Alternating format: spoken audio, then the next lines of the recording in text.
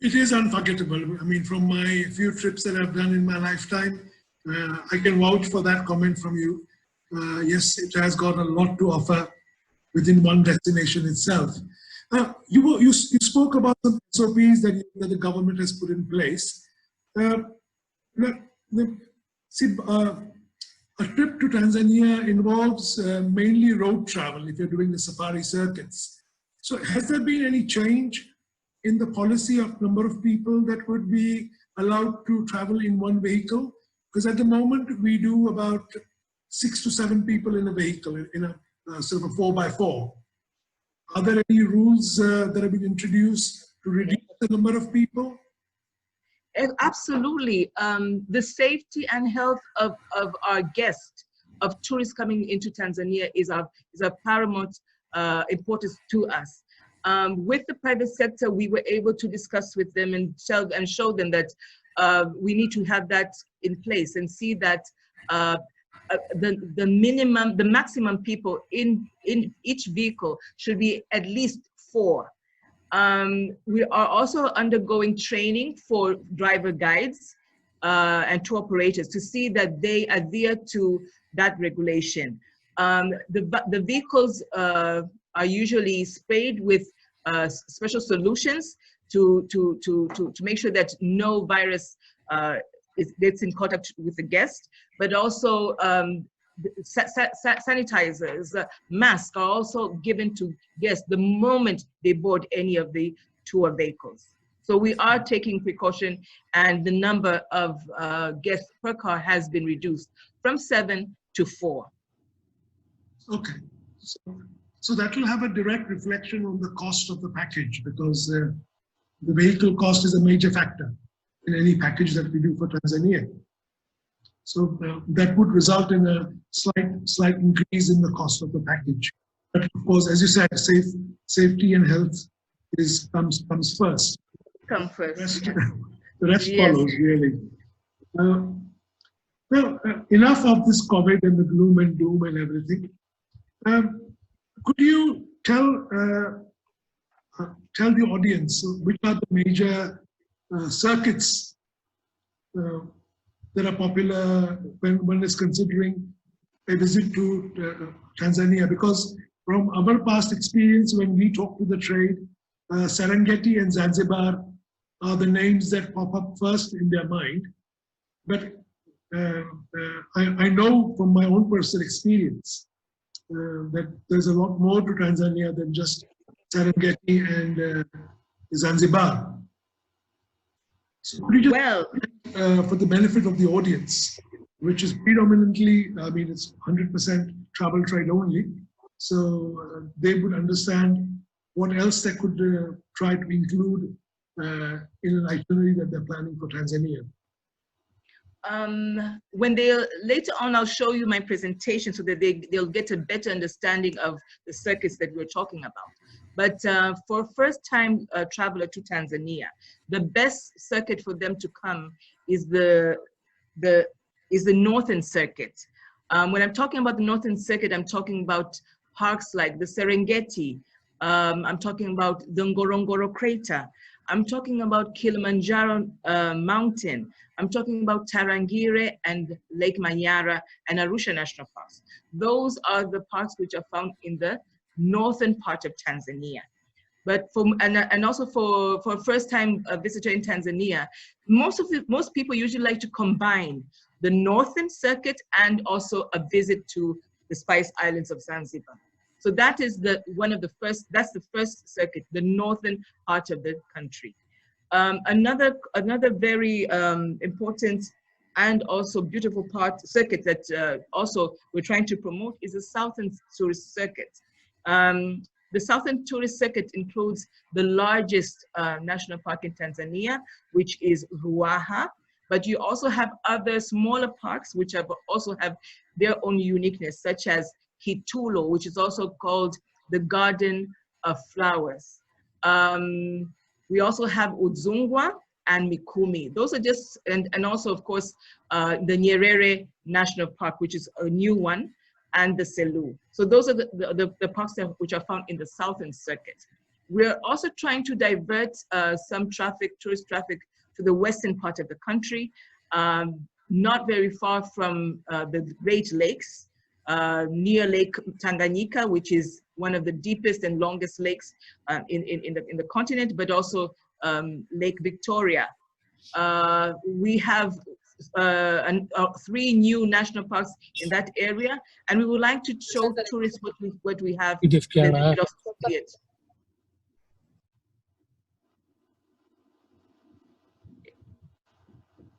Hello? Yep, yeah, we're here. Yeah. For a tourist coming to Tanzania for the first time, we recommend 7 to 10 days.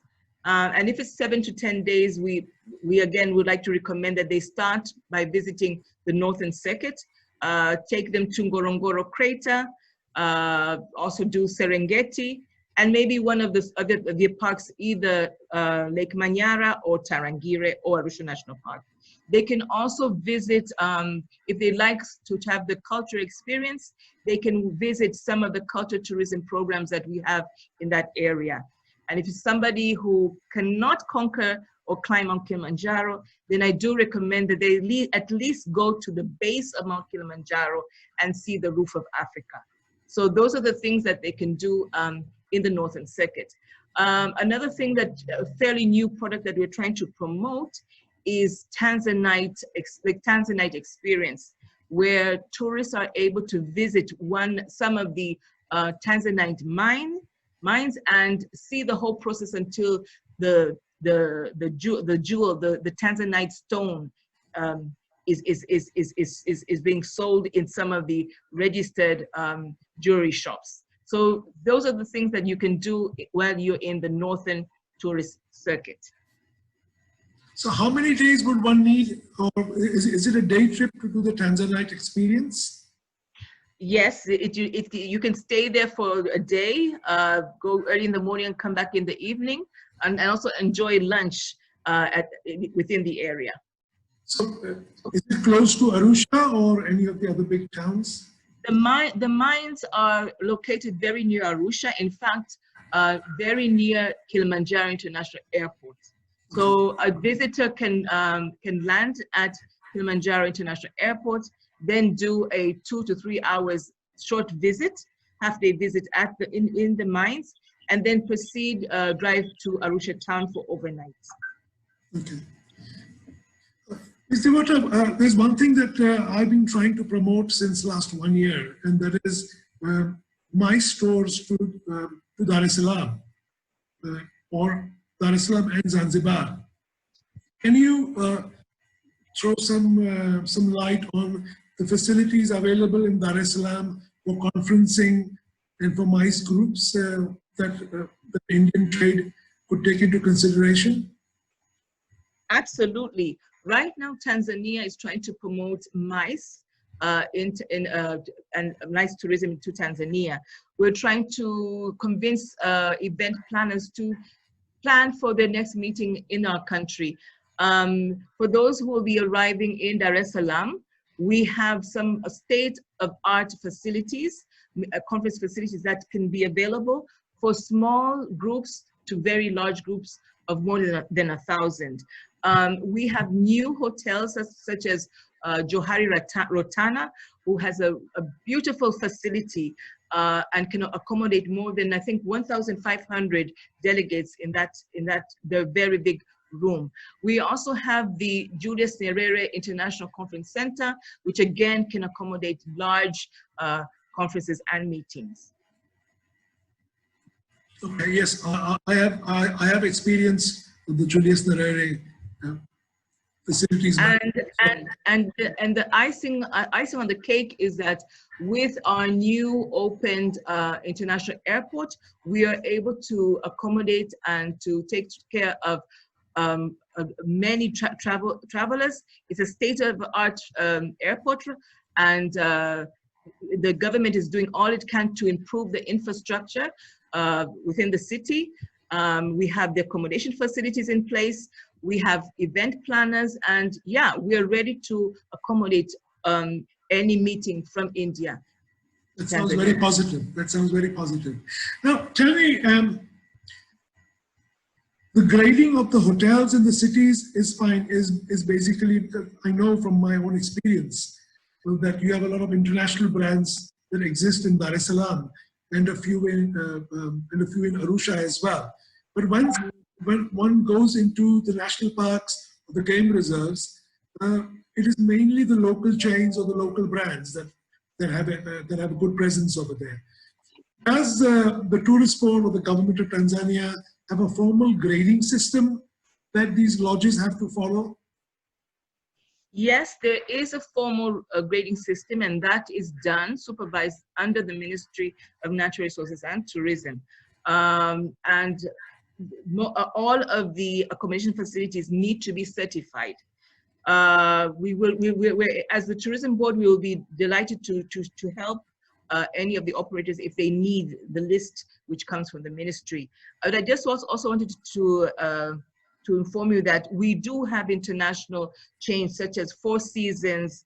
Also, Melia has also opened up state-of-art facilities in the national parks, especially Serengeti, and they have a very good hotel in Arusha town.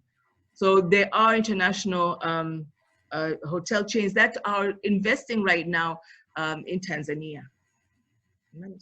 Okay, that's very nice to hear. You mentioned the word investment. How open is the Tanzanian government to foreign investment?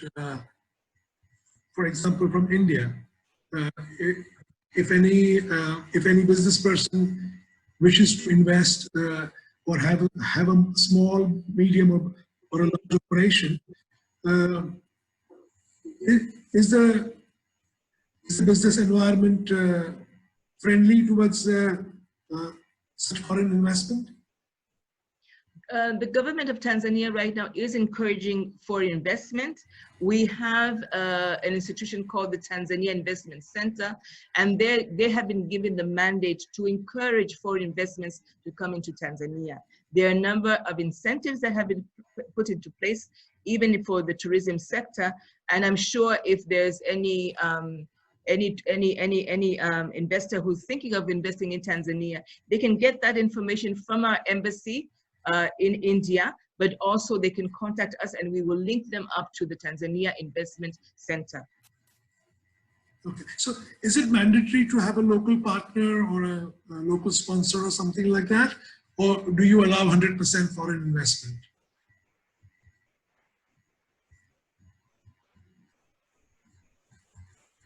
It depends on the magnitude of investment. There are some sectors that you need to have a local partner, but others you can have 100%. Okay, that's interesting to know. Now, coming back to the source markets, historically, I believe Europe has been your largest source market. And India has got very strong historic links with Tanzania. Because going by the history of my family, for example, they landed in Tanzania or in Zanzibar first, about almost 200 years ago. And so there's a very large population of in Dar es Salaam and in other parts of Tanzania that are Indians. So what has been the share from the Indian outbound market coming to Tanzania in comparison to your other large source markets? Yeah, Tanzania has received, like last year, 2019, we received 1.5 million tourists. And among our top 10, India ranks number 6. Our major source market, number 1, is the United States. And they bring in almost 101,000 tourists to Tanzania, followed by the UK, which is about 77,000, Italy 74,000, Germany 67,000, France 56,000, India 49,000. So you can just see the position of India. It's a very strong market. We could do better. I do agree about that, but because of the large Indian community available in Tanzania, because, of course, I mean, a tourist coming from India, he'll find himself at home because of the large community of Indian community in the country, but also because of the language. We have people here who speak Gujarati and other Indian languages, but also English is a language is widely spoken. If you look at the culinary experience, in all major cities, you do find Indian restaurants.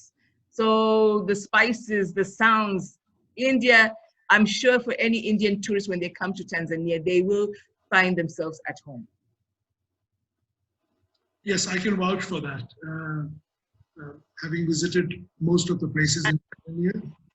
And now with Air Tanzania, the introduction of Air Tanzanian flights to India, I am sure that the numbers will rise, because now it hardly takes you 6 hours and you're in Dar es Salaam. Yes. You can have breakfast in Mumbai and have dinner in the Serengeti.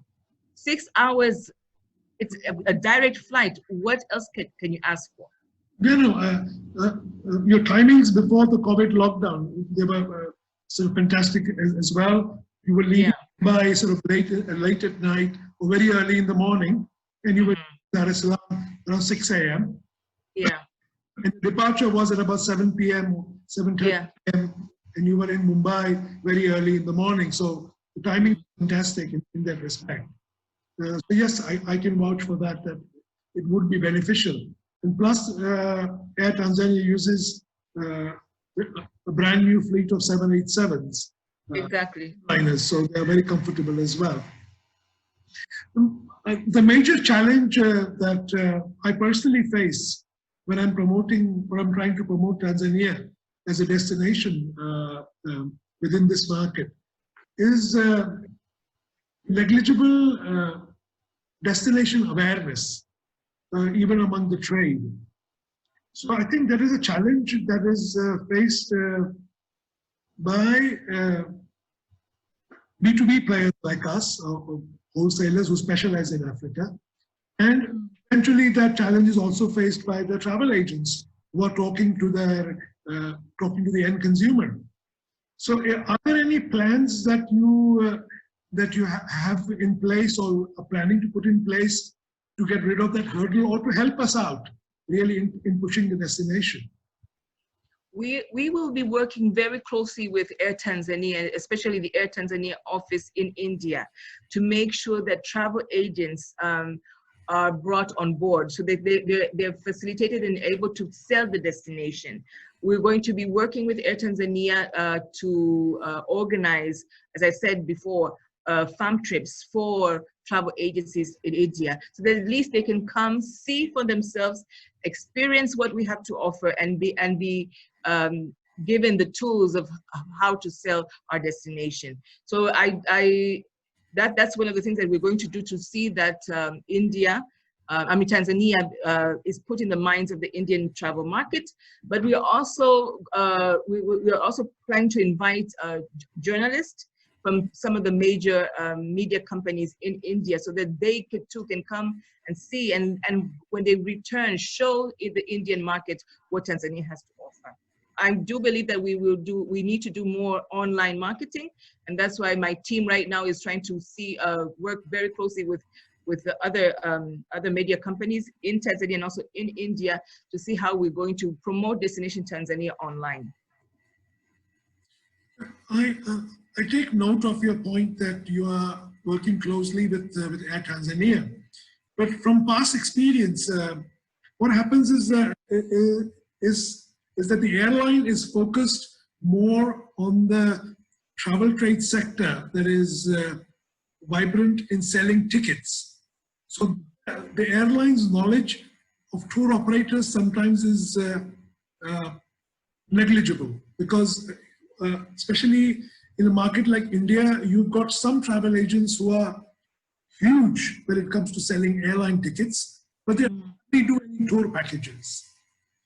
So if you are going to be working strongly with your domestic or with your local, with your national airline, what you might find is that the agents getting invited on your educational trips or fam trips could could be agents that are more interested or are prominent in selling air tickets, and they have no idea in how to sell tour packages. Mm-hmm. So sometimes that works against the whole plan or this huge investment that the tourist board would carry out, and you might end up having a lot of airline ticketing travel agents that come who have got large volumes in airline ticketing but have no clue how to sell The destination. to sell a package to, say, Tanzania or wherever, because you have very good sort of onward connections as well. Mm-hmm. What I would suggest in that case is perhaps if there could be a mixture, or there could be a collaboration with some tour operators as well and the airline, because I tried to do that late last year, but it was a challenge for me to convince Air Tanzania to come and partner with us to bring a selected few travel trade people and the media to Tanzania. Because they said, you know, blah, blah, blah, we have never heard of them. Obviously they wouldn't have, because these are travel agents that are selling packages and they're not selling airline tickets. Because now with this online ticketing made so easy, many passengers book their tickets online on a portal and then go to a travel agent to book the package. So sometimes the airline may lose the connect with the agent who is selling the destination. So perhaps you could take that into consideration when you're planning these sort of exercises. Exactly. My next point is that from India, Kenya and South Africa get extremely good numbers. You have covered quite a few points about how you plan to attract the Indian traveler. Obviously, your online marketing will help, but would your marketing plan be sort of India specific, or would it be a part of the global plan, so that your ads and your graphics would be suitable more for the Indian market, or would you be using some videos that you've designed for all the world markets that you'll be showing in India? So do you have sort of India specific plans to bring the rank of India from 6 to, say, maybe in the top 5 or top 3? Yes, for the Indian market, one strategy that we're going to use in fact, we were supposed to have started in the beginning of this year. We do believe that Tanzania has beautiful sceneries which can be used for filming purposes. And we know that India is a mega leader in filmmaking. So we had already initiated communication with one of the leading film producing companies in India. They came late last year. We took them around for a site inspection, and they were supposed to bring in a group of celebrities and artists from India.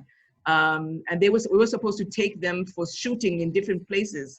And later on, they were even supposed to come up with a film. So that's one of the strategies that we're going to use specific for the Indian market. Give them a package that will show filming locations, but also encourage travelers to come and see for themselves where those shootings took place. That makes good sense. That makes good sense. Yeah.